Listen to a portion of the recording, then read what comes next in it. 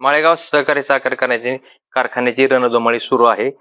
शरदचंद्रजी पवार गटाच्या वतीने बळीराजा सहकार बचावच्या पॅनलच्या माध्यमातून 20 उमेदवार रिंगणात आहेत. या पॅनलची प्रचाराची धुरा खासदार सुप्रिया सुळे आणि युवा नेते योगेंद्र पवार यांनी सांभाळले आहे. आपल्यासोबत बोलण्यासाठी योगेंद्र पवार आहेत. काय सांगाल तुम्ही या सहकार क्षेत्रातील निवडणूक पहिलीच रंगवत आहात? माझी सहकार क्षेत्रातली पहिली निवडणूक असेल, पण पवार साहेब आपल्या पाठीमागे आहेत आणि सगळ्यात जास्त अनुभव आज महाराष्ट्रामध्ये नाही तर देशामध्ये या सहकार क्षेत्रात जर कुणाचा असेल तो पवार साहेबांचाच आहे. ते आपल्या पाठीमागे आहे, त्याच्यामुळं निश्चित विजय आपलाच असेल. कारखान्यावर अजित पवार गटाची सत्ता होती, मात्र शरदचंद्र पवार गटाच्या कार्यकर्त्यांनी ज्या वेळी अडचणी, ज्यावेळी दरवाढ असेल, काय असेल, यावेळेस आंदोलन केलं. या आंदोलनाचा तुम्हाला कितपत फायदा होऊ शकतो? काय आहे, ती पवार साहेबांचीच सत्ता होती. कारण हे इलेक्शन 2020 मध्ये झालं आणि तेव्हा आज जे सत्तेत आहेत ते पवार साहेबांच्या नावावर, चेहऱ्यावर तिथं मतं मागत होती. सभासदांनी त्यांच्यावर विश्वास ठेवला आणि तिथं त्यांचं पॅनल निवडून दिलं. नंतर ह्या काळात काय झालंय हे तुम्हालाही माहितीये, आम्हाला सगळ्या अख्ख्या महाराष्ट्राने बघितलंय आणि आज पवार साहेब आपल्या सोबत आहेत. त्याच्यामुळं या सगळ्या सभासदांचा आशीर्वाद आपल्याला मिळेल. उपमुख्यमंत्री अजित पवार यांनी माळेगाव सहकारी साखर कारखान्याचे चेअरमन होण्याची घोषणा केलेली आहे. त्यांनी घेतलेला निर्णय तुम्हाला कसा वाटतो? योग्य वाटतो का? शेवटी तो त्यांचा प्रश्न आहे. जर त्यांना वाटत असेल की त्यांना आपल्या माळेगाव साखर कारखान्याचं चेअरमन व्हायचंय, तर मग ती चांगली गोष्ट आहे. त्यांच्या निर्णयाचं स्वागत आहे. पण ते ह्या राज्याचे उपमुख्यमंत्री पण आहेत. त्यांनी जर ते राज्याला आणि कारखान्याला वेळ देऊ शकत असतील, तर मग चांगली गोष्ट आहे. तुमच्या पॅनलचं विजन काय असणार आहे? विजन आता एकतर जास्तीत जास्त दर आपण सभासदांना दिला पाहिजे. कामगारांना आपण न्याय दिला पाहिजे. सभासदांसाठी आपण काय करू शकतो, कारखान्यासाठी नवीन आपण काय करू शकतो, हे सगळं आपण सतत तिथं केलं पाहिजे.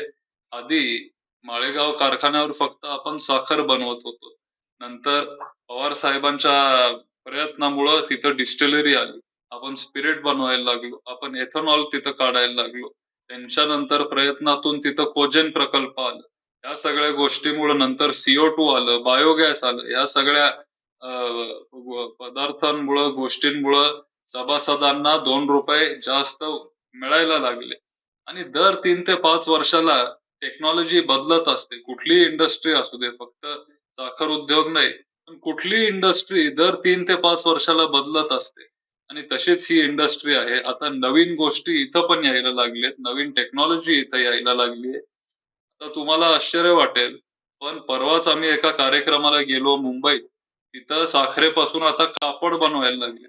साखरेपासून आपले PP बॅग बनवायला लागले. साखरेपासून प्लास्टिक बनवायला लागले. त्याला PLA आपण म्हणतो. साखरेपासून आपण प्लास्टिकच्या खुर्च्या बनवू शकतो. साखरेपासून आपण जे आपण पाण्याच्या बाटल्या वापरतो ना, बिसलरीचे प्लास्टिकचे, ते आता आपण साखरेपासून बनवू शकतो. ही सगळी आता नवीन टेक्नॉलॉजी जगात यायला लागलीये. ही टेक्नॉलॉजी आता आपल्याला इथं बारामतीत आणायची आहे. माळेगाव कारखान्यामध्ये आणायची आहे. म्हणजे आपल्या सभासदांना ₹2 अजून आपल्याला तिथं आपण वाढवून देऊ शकू. दुसरं म्हणजे AI पण आहे. AI ला आर्टिफिशियल इंटेलिजन्स म्हणतो, कृत्रिम बुद्धिमत्ता. त्याच्यामुळं ऊस उत्पादक शेतकऱ्यांचं उत्पादन 40% वाढेल. जे खत पाणी आपल्याला लागतं, जो खर्च होतो खतावर, तो 40% कमी होतो. 1% आपली रिकव्हरी वाढते आणि सभासदांना AIचा तसा फायदा होईल. कारखान्याला पण AIचा फायदा होईल कारण क्रशिंग वाढेल. त्यांना जवळचा ऊस जास्त मिळेल. कारखान्याची रिकव्हरी वाढेल. हे करत असताना साखरेची क्वालिटी पण तिथं आपण सुधरू. 60-70 इकुमसाच्या खालची साखर जर आपण तिथं बनवू शकलो, तर आपल्याला साधारण 50 पैसे, ₹1 किलो जास्त व्यापारी देतील आणि आम्हाला खात्री आहे, की हे सगळे गोष्टी आम्ही करू शकू. आणि तुमचा आधीचा प्रश्न जो होता, की ₹2800 त्यांनी तिथं भाव डिक्लेअर केला. त्यावेळेला साखरेचा दर 38 रुपये होता आणि त्यांनी 2800 भाव डिक्लेअर केला. त्या वेळेला आपण तिथं आंदोलन केलं आणि तिथं आपण कारखान्याच्या गेटवर आंदोलन केल्यामुळं आपल्याला ह्या जे आत्ताची संचालक बॉडी आहे त्यांनी 300 रुपये तेव्हा वाढवून दिले. त्यावेळेला इतर कारखान्यांनी सरसकट 3150, 3100, 3200 असे रेट दिलेले. पण माळेगावने त्यावेळेला 2800 दर दिला.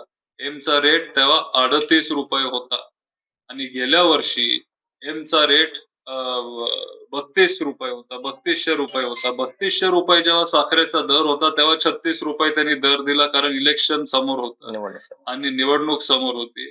आणि आता 38 रुपये साखरेचा रेट झालाय, पण ते 2800 रुपये तिथं दर देत आहेत. हे काही बरोबर नाहीये. त्याच्यामुळे सगळ्यांना वाटत होतं की कमीत कमी 500 रुपये तरी आपल्याला वाढवून मिळतील किंवा 32 दर असताना आपल्याला 36 रुपये इथं ऊसासाठी भेटले 3600.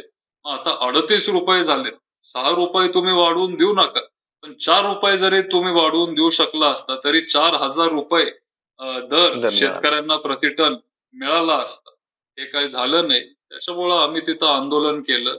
300 रुपयांनी लगेच त्यांनी तिथं दर वाढवून दिले आणि ह्याचा आम्हाला आनंद आहे. पण जर आम्हाला तुम्ही संधी दिली तर पूर्ण कारखान्याचा प्रॉफिट आम्ही परत सभासदांना देऊ. 22 तारखेला मतदान आहे, 24 तारखेला मतमोजणी आहे. 24 तारखेला कसं वातावरण असेल? तुमचा गुलाल असेल. आणि दुसरा प्रश्न, शेतकऱ्यांना तुम्ही काय आव्हान करणार?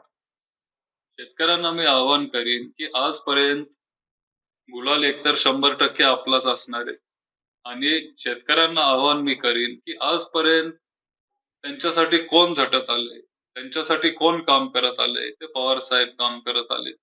नवीन आपण काय करू शकतो, आपल्या उत्पन्नात वाढ कशी होईल, उत्पादन आपलं कसं वाढेल, नवीन प्रयोग आपण काय आणू शकतो, हे सगळे काम प्रयत्न सतत पवार साहेब करत आले आणि पवार साहेब आज पण ते काम करतायत. आज पवार साहेब आपल्या सोबत आहेत.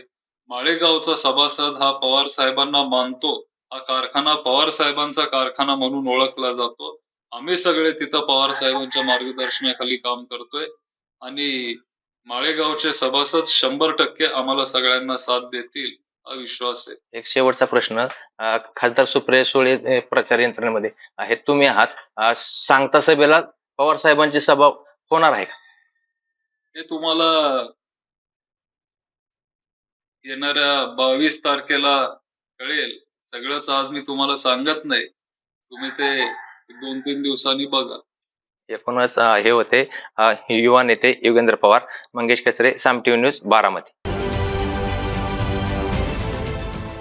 देश विदेशातील प्रत्येक घडामोडींचे लाईव्ह अपडेट मिळवण्यासाठी आता साम टीव्हीच्या सर्व सोशल मीडिया प्लॅटफॉर्मला लाईक, फॉलो आणि सबस्क्राईब करा. तसंच सर्व नोटिफिकेशनसाठी बेल आयकॉन प्रेस करायला विसरू नका.